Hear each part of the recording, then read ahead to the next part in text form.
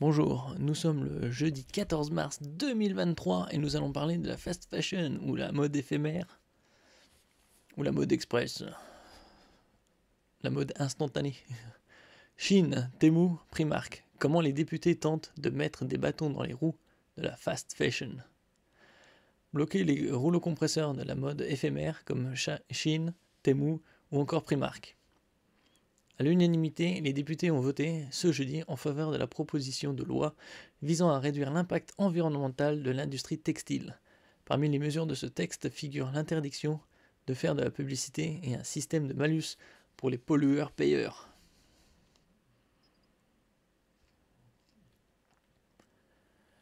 C'est un grand jour. La France est le premier pays au monde à commencer à légiférer pour limiter les dérives de l'ultra fast fashion. C'est au-delà de la fast fashion, c'est l'ultra. Les députés ont adopté en première lecture, à l'unanimité, avec 146 pour, ce jeudi 14 mars, la proposition de loi visant à réduire l'impact environnemental de l'industrie textile, portée par la députée Horizon Anne-Cécile Violon. Le texte avait déjà été adopté en commission du développement durable et de l'aménagement du territoire de l'Assemblée le 7 mars. Considérés comme des ultra-pollueurs, les acteurs de la fast fashion, e-commerçants, enseignes et marketplace, comme Chine, Temu, Amazon, Primark, vont désormais devoir se plier à certaines règles. L'objectif de cette proposition de loi, lutter contre un modèle économique nuisible pour l'environnement. L'industrie textile représente 10% des émissions de gaz à effet de serre et 20% de la pollution des eaux dans le monde serait imputable à la teinture et au traitement des textiles.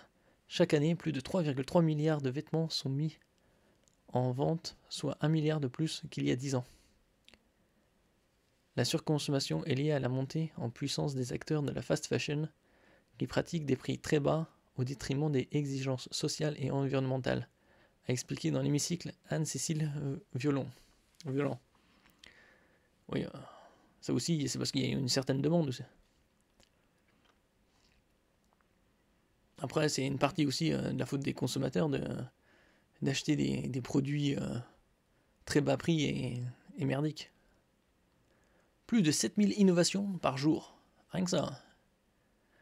Parmi les acteurs de la fast fashion, Chine est particulièrement montrée du doigt avec plus de 7000 nouveaux produits mis en ligne chaque jour, soit 900 fois plus qu'une enseigne de prêt-à-porter traditionnelle française.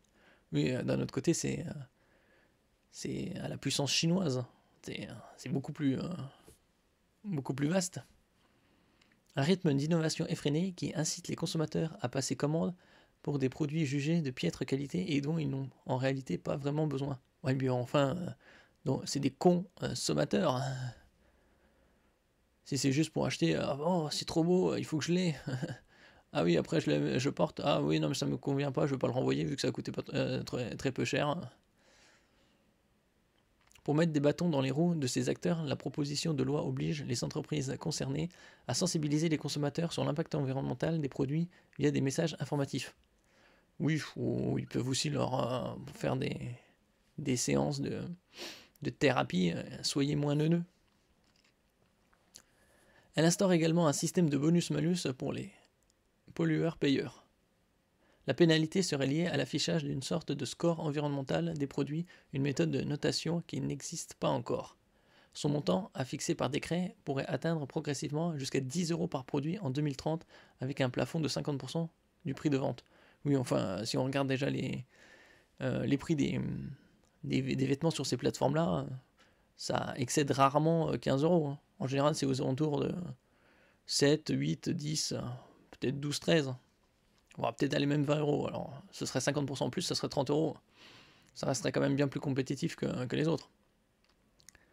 Le prix reflète désormais l'impact environnemental des vêtements que les consommateurs ont décidé de porter, ajoute la députée Horizon, qui insiste sur le fait que cette pénalité n'est pas une taxe dont les revenus seront perçus par l'État. Le montant des amendes sera redistribué aux producteurs de vêtements durables afin d'inciter à ces pratiques. Oh, bah, ils vont se réinventer et puis ils feront la fast fashion durable. Ou la fashion durable. Interdiction de faire de la pub à partir de 2025. Oui, c'est dans 9 mois quoi. Dernière mesure, et non des moindres, l'interdiction pour ces marques et entreprises de faire de la publicité directe ou indirecte à partir du 1er janvier 2025.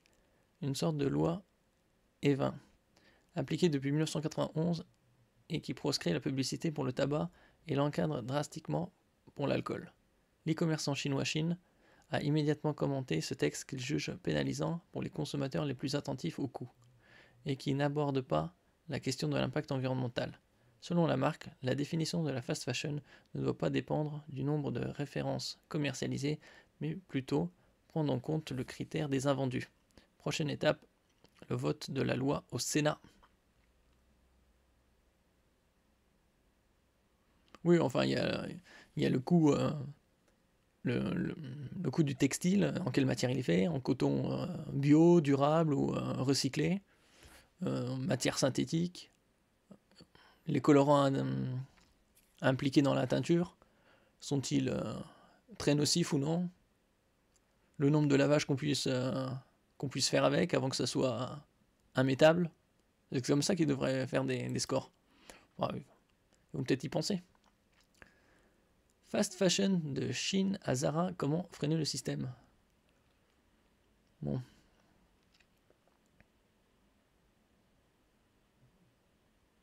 Ouais, en France, c'est ça. Alors l'autre, c'était dans le monde. Chaque année, plus de 3,3 milliards de vêtements sont mis en vente. Et ici, c'est quoi?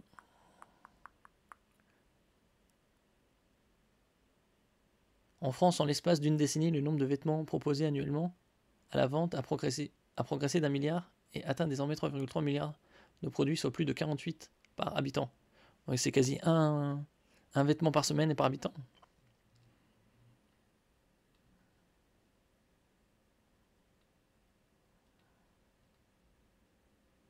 Promouvoir le réemploi. Oui, comme à l'époque, quoi.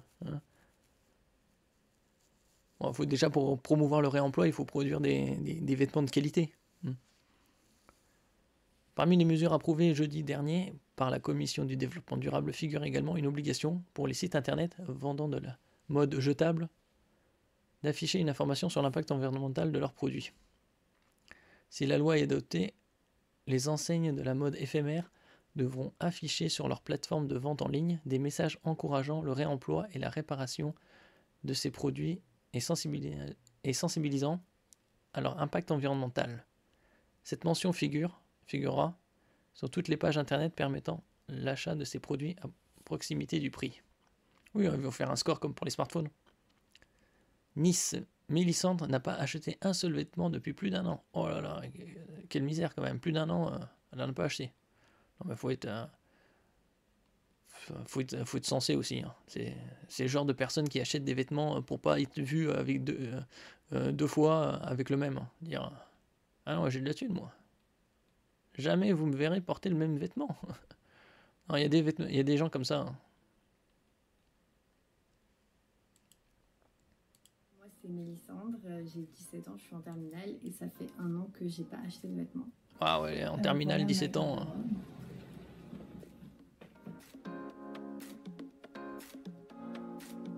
Incroyable, avec depuis plus de 365 jours, elle vit avec les mêmes vêtements. Mais quelle horreur, quoi.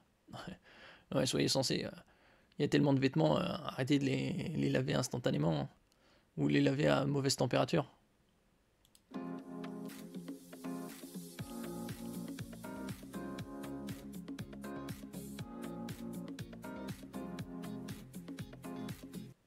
Ces vêtements au début, enfin surtout de l'acte d'acheter et du plaisir que ça peut procurer et de voir les tendances, etc. passer. Mais au final, assez rapidement, on se déshabitue et avec de la chance, le vintage est plutôt à la mode. Donc... Ah oui, c'est le plus important, c'est pas de porter un vêtement qui nous plaît ou qui soit confortable. Il faut qu'il soit à la mode. Non, mais c'est vraiment un truc de neuneu. Hein. J'ai pu quand même de neuneuse. Bien habillée, on va dire.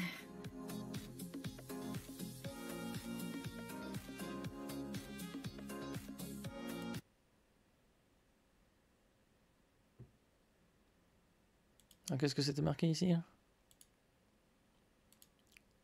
Soit 2 à 3 semaines sans devoir les laver. Ah oui. Bah, les jeans, ça se lave pas non plus toutes les semaines, hein, faut arrêter. Hein.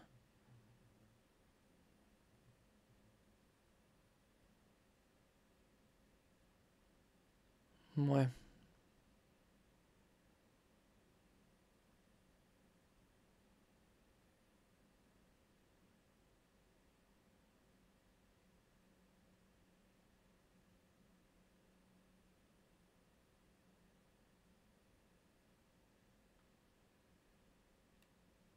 Ouais, il recycle des vêtements. Oui, enfin, c'est comme il faisait il y a quelques décennies. Hein. Il n'y a rien d'exceptionnel. Hein.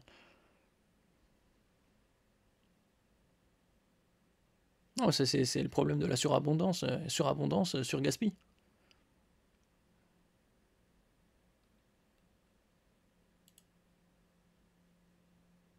C'est moi qui le fais.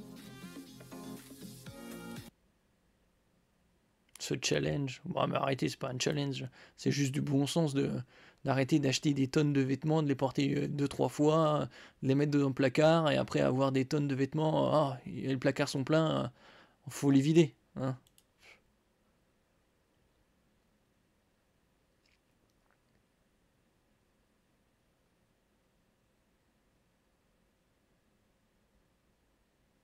Ouais, c'est ça que les gens réfléchissent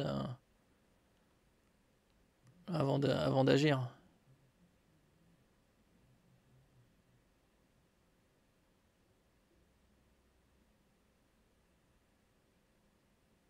Ouais. Si la loi est adoptée, oui, bon, plus de 5000 modèles par an selon les marques. Hein. Il s'agit de ne pas pénaliser uniquement Chine ou Temu, mais également des marques comme Zara, Primark, H&M ou Action. Oui, H&M, il y a quelques années où j'avais lu un article dessus où il incinérait des tonnes de vêtements invendus.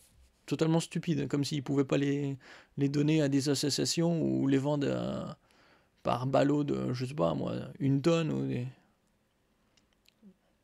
C'est du n'importe quoi.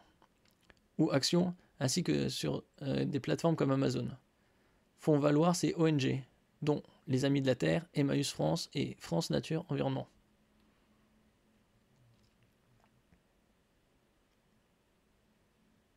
Les enseignes visées réagissent à ce texte de loi. Pour le géant chinois Chine, ce texte pénalise de manière disproportionnée les consommateurs les plus attentifs au coût et n'aborde pas la question de l'impact environnemental.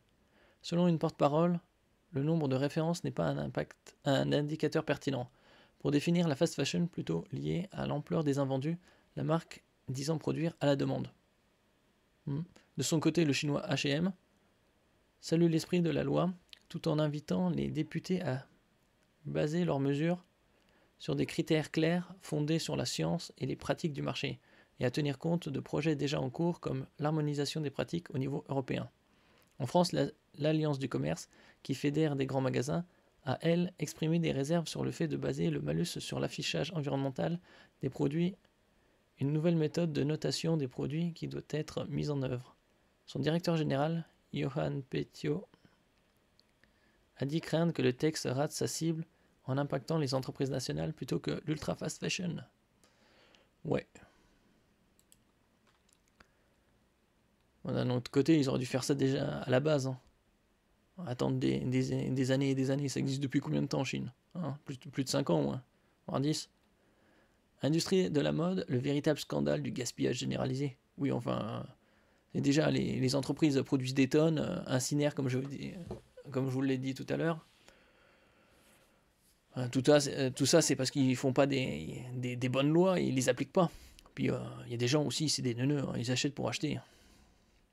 Une proposition de loi envisage d'instaurer une taxe sur les produits issus des entreprises de la mode en ligne comme Temu Shein, un texte fragile mais encore trop peu ambitieux pour les ONG, car c'est bien le secteur tout entier qu'il faudrait repenser. Ouais. Bon, ils vont faire une taxe à 10 euros sur certains vêtements. Ouais. Voilà, l'industrie de la mode, quatrième pollueur mondial. Les ONG veulent notamment s'attaquer au gaspillage et aux émissions de gaz à effet de serre du prêt-à-porter alors que le secteur est le quatrième plus gros émetteur mondial. Selon l'ADEME, l'industrie de la mode émet environ 4 milliards de tonnes de CO2. Ah, rien que ça, soit environ 10% des émissions mondiales. Ah oui, s'ils arrivaient ça à diminuer ça par 2, ce serait déjà pas mal. Parce que de toute façon, il n'y a pas besoin d'acheter autant de vêtements. Hein. On va pas faire croire qu'ils sont obligés d'acheter un vêtement, des manteaux tous les ans. C'est comme, il y avait un article, il disait qu'en moyenne, un Français jette 13 kilos de vêtements par an. Mais ça va pas à la tête, 13 kilos, ça représente quoi? Personne ne va acheter des manteaux tous les ans. Bon, peut-être que si, certains, mais globalement, j'ai des doutes. L'industrie de la mode a ainsi un rôle important à jouer pour mettre fin à la crise climatique et écologique actuelle. Surtout la pollution, hein, tant au niveau de la production de vêtements de très mauvaise qualité et des teintures. Au-delà des émissions de gaz à effet de serre, les impacts à réduire englobent la perte de biodiversité, la pollution de l'eau et la déforestation. La faute à un système reposant sur la surproduction, mais aussi sur une absence globale de filière de recyclage des textiles. Pas besoin de recycler les textiles, hein, juste prendre soin et pas les laver à n'importe quelle température et trop les laver. Hein. C'est pas parce que vous avez porté un vêtement une journée qu'il faut le mettre au bac à linge, hein. À part si vous les avez vraiment transpiré et fait du sport dedans,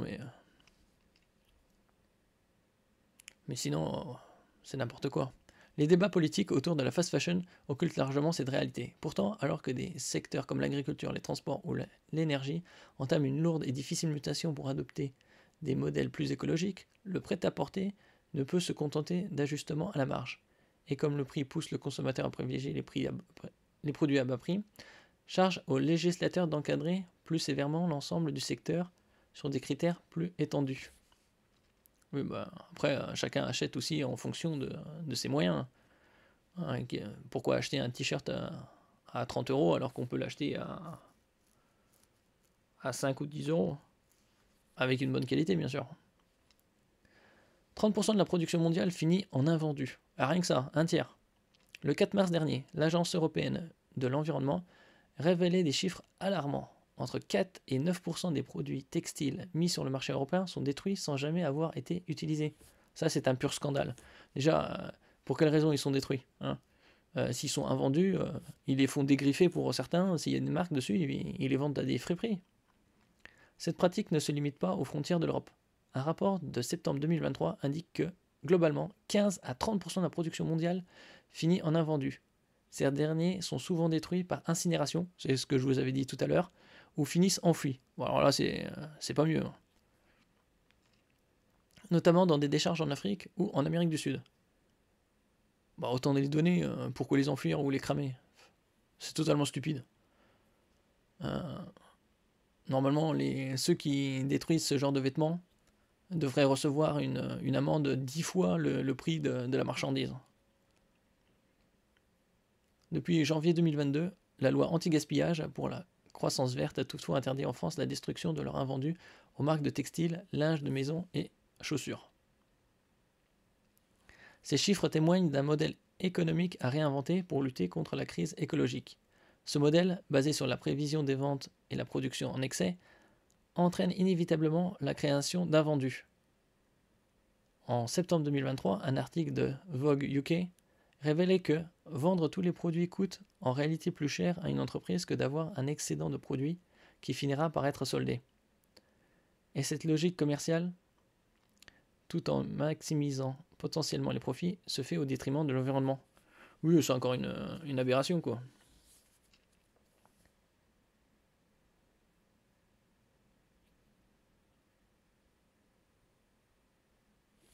Ouais. De toute façon, il n'y a pas que l'industrie textile, c'est toute l'industrie qui doit être revue.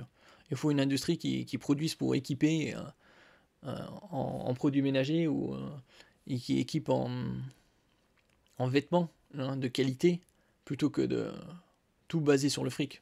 C'est le problème de cette planète et de la population mondiale. La possession matérielle. Voilà où ça mène. La pollution de l'environnement et donc un très mauvais niveau de vie à la fin. Merci pour votre écoute. N'oubliez pas de mettre un j'aime, un commentaire, de partager et de vous abonner à la chaîne. À la prochaine fois.